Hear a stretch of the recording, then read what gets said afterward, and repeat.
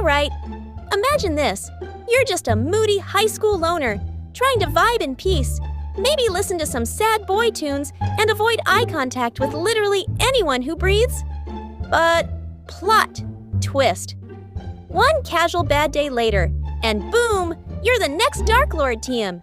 Like, hello? Can a depressed teen not have one normal semester? Let's rewind. So, our main guy, let's call him Edgelord Kun. How's that hair? You know the one, covers one eye. Looks like he Googled how to look mysterious in 3 seconds or less. He's the type who sits in the back of the class, probably writes poetry no one asked for, and glares at sunlight like it owes him money. Anyway, Edgelord just wants people to leave him alone. But of course, this is anime, and the universe hears "leave me alone" and goes, "Bet!" Cue the sudden transfer student, a suspiciously hot girl with crimson eyes and enough attitude to run a mafia. She walks in, scans the class like she's looking for which NPC to roast first, and immediately picks Edgelord to sit next to. Everyone's like, "OMG, she's so pretty," and she's like, "Yeah, and I'm not here for any of you peasants." Within 10 minutes of existing, she's already fighting the student council president in Latin. Like real medieval incantation type beat. People are throwing magic, chairs are levitating. Edgelord? Still in the corner like, I literally just wanted to skip PE. Turns out, the hot girl, let's call her Red Flag Chan, is actually a demon princess, not a metaphor. She legit teleported to the human world to find the reincarnated Dark Lord, aka Satan 2.0. Guess who that is? Yeah, our emotionally unstable protagonist. Apparently, in his past life, he was the most powerful demon overlord to ever breathe fire and insult angels. And now, he's just a dude who eats instant noodles and rage quits video games. So, obviously, he says no thanks to the whole "come back and rule hell" invitation. Red Flag Chan? She doesn't take rejection well. She kidnaps him. Straight up. Bags him like a cursed Pokemon and drags him into a hell dimension where demons bow at his feet and call him Your Majesty. Edgelord Kun is like, this has to be a prank.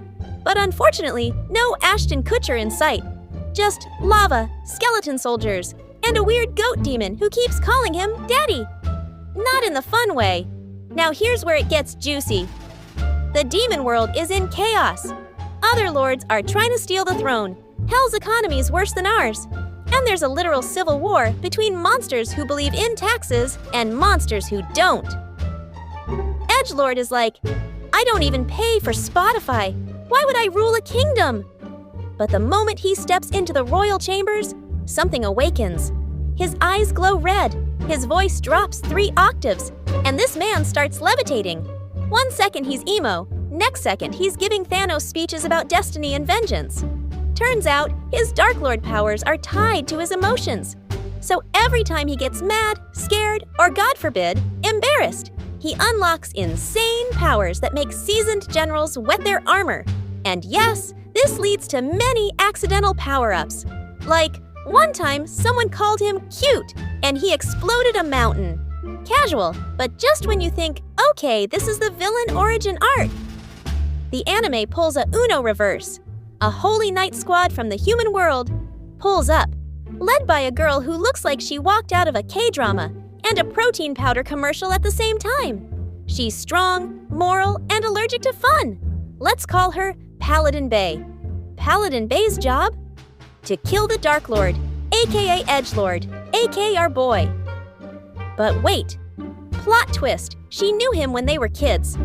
Back when he was just a cinnamon roll with anger issues, she doesn't believe he's evil now, even while he's floating and talking in Satan fonts. So now, Edgelord is caught between Red Flag Chan, the demon girl who wants him to embrace his chaos energy, Paladin Bay, who wants him to fight destiny and be a good little civilian, and like 700 demon generals who are ready to start a civil war just because he wore the wrong cape. Let's talk about the villains, aka the other demon lords. These guys look like they were designed during a Red Bull overdose. One dude is literally a giant snake with sunglasses. Another one, a 9-foot-tall muscle bunny. Not joking. His catchphrase is, I kill with love. They all want the throne. Some through politics, some through violence. One just wants to turn the castle into a nightclub. Edgelord? He's like, "Can I go home?" Hell, no, you're our king now. Also, there's a royal wedding in 3 days, and you're the groom. What? So now there's a wedding plot. Red Flag Chan wants to marry him, not out of love, but because demon law says if she marries the Dark Lord, she becomes queen and gets half the power. Girl boss behavior, honestly. Edgelord tries to run away, fails, ends up in a magical swamp where he meets a talking frog that used to be a demon accountant. The frog gives him life advice like he's the anime doctor. Phil, genuinely one of the best characters. Frog, power doesn't corrupt, weakness does. That's why you keep blowing up cliffs every time someone makes eye contact. By episode 8, this man is done. He's got trauma, PTSD from exploding things accidentally, demon tax meetings at 4 a.m., and girls fighting over him like he's a K-pop idol. Also, a third girl gets introduced. She's a witch, she's chaotic neutral, and she's in it purely for the tea. She casts spells just to see what happens. She turns one of the demon generals into a toaster. It sticks. Okay, climax time. Remember Paladin Bay? She finds out her boss, the head of the Holy Knights, is actually working with a rogue demon faction. Turns out the humans want chaos in the demon world, so they can invade and take over both realms. Typical humans. Paladin Bay warns Edgelord. Red Flag Chan is like, let them come. More blood for the throne. Edgelord has a full emotional breakdown, starts glowing, passes out, and wakes up. 2 episodes later, in full Dark Lord mode, with a new outfit, 3 horns, and a voice like he's been smoking sandpaper. In the final battle of Season 1, the Holy Army invades. The demon generals betray each other. The witch turns the war elephant into a rubber duck, and Edgelord finally snaps. He lets the full Dark Lord power take over. But instead of destroying everything like they feared, he uses it to seal the portal between the worlds, saves everyone, then collapses. The screen fades to black. Paladin Bay whispers, "I knew he wasn't a monster." Red Flag Chan scoffs, "He is. He's just my monster." The witch sips tea and says, "That was hot." Cut to the credits. No one knows if Edgelord survived, but you do get a post-credit scene. It's him, barely alive, floating in a void, smiling for the first time. And just like that, Season 1 ends. Subscribe if you're into Demon Kings, unhinged romance, power struggles, and characters with enough trauma to fuel 3 therapy apps. This anime is literally chaos with eyeliner, and it only gets wilder from here. Catch you in the next breakdown.